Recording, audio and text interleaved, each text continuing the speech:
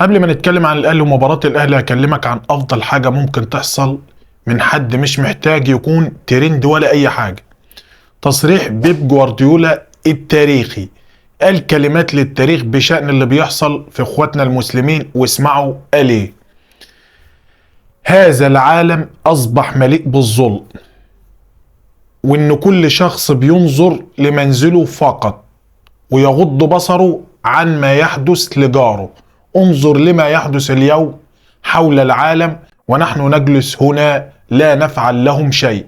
الظلم امامك وانت تشاهده بدون اي ردة فعل، تأكد انه سوف يصيبك يوما ما. جوارديولا قال اللي بيغفل عنه ناس كتير جدا، وكان من باب اولى التصريحات القوية دي تخرج من الناس اللي المفروض تخرج منهم، وكلكم عارفين انا قصدي ايه. نروح للفيديو بتاعنا، والسلام عليكم ورحمة الله وبركاته. ازيكم عاملين ايه؟ يا رب تكونوا بخير. وكالعادة قبل ما نبدأ الفيديو ندعي لاخواتنا ان ربنا يصبرهم ويرحم شهدائهم ويشفي جرحاهم، انه ولي ذلك والقادر عليه.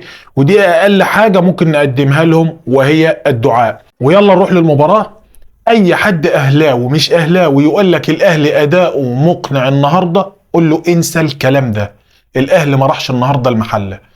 انا بصراحة مش فاهم ايه اللي بيحصل في الملعب ده. نروح ملعب غزل المحلة، مش فاهم ايه اللي بيحصل. برضو غزل المحلة على الملعب ده مهما كان الاهلي قوي بيروح الملعب ده وتحس انه خايف او قلقان او في حاجة غير طبيعية. النهاردة بقولها لك بصراحة وانا اهلاوي اهو، ان الجول الثاني للاهلي فاول على محمود متولي. الحق يقال، الكورة فاول واضح على محمود متولي، والصورة واضحة قدامك وشوفها بنفسك واحكم، زملكاوي او اهلاوي او اي حد زي ما انت شايف كده. ولكن هي دي كرة القدم، والاهلي في اضعف حالاته بيعرف يلدغ ويفوز بالمباراة. وطبعا انا كاهلاوي لازم افرح بالفوز. النهارده اكرم توفيق اتضرب من لاعب بلدية المحلة، كان هيدمر له رجله، ومع ذلك طارق مجدي قاعد في غرفة الفار، ولا هو هنا ولا حياة لمن تنادي. الراجل قاعد ولا اي حاجة.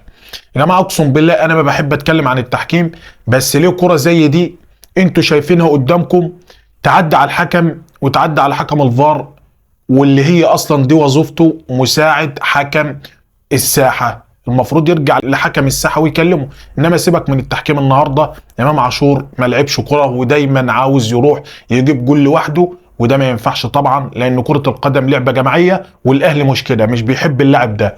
مش كل ما الكرة تجيلك يا اما تراوغ وتتقطع منك، يا اما تحاول تسدد من اي مكان.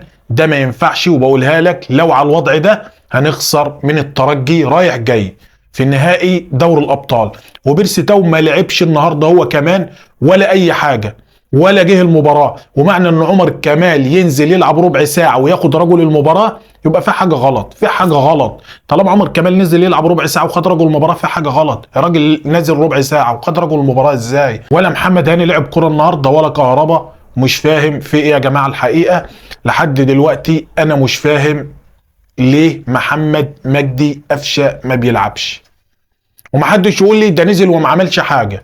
هرد عليك واقول لك الراجل ده اخر مباراه كان اساسي في الفريق كان امتى؟ قول لي انت، كان امتى اخر مره كان اساسي في الفريق؟ لانه بعيد بقاله فتره. انا مش بدافع عن حد، انما لازم الكل ياخد الفرصه ويشارك، وخصوصا لما يكون عندك لاعب بحجم محمد مجدي قفشه بيعرف يسحب الفرقه الناحيه الهجوميه، بعيدا عن ان انت بعيد عن ان هو قليل في الحته الدفاعيه. انت عندك اتنين او عندك كتير قوي في الناحيه الدفاعيه. في النهايه هو فوز مهم وكل حاجه، والفوز بينسي الاداء ايا كان. لكن الاداء لو هيكون في مباريات الترجي في النهائي بالمنظر ده، يبقى ما نلومش الا نفسنا وما نقولش تحكيم والكلام ده، وما نعلقش شماعتنا على كلام فاضي والتحكيم وكده. لا، اللي عودنا بالاداء والنتيجه، وبالتالي النتيجه كانت هتزعل الكل من جماهير النادي الاهلي، لان الاداء ما كانش احسن حاجه. وفي نهايه الفيديو ندعي لاخواتنا ان ربنا يصبرهم ويرحم شهدائهم ويشفي جرحاهم، انه ولي ذلك والقادر عليه. وما تنساش تدعمني بلايك وتشترك في القناه علشان استمر. والسلام عليكم.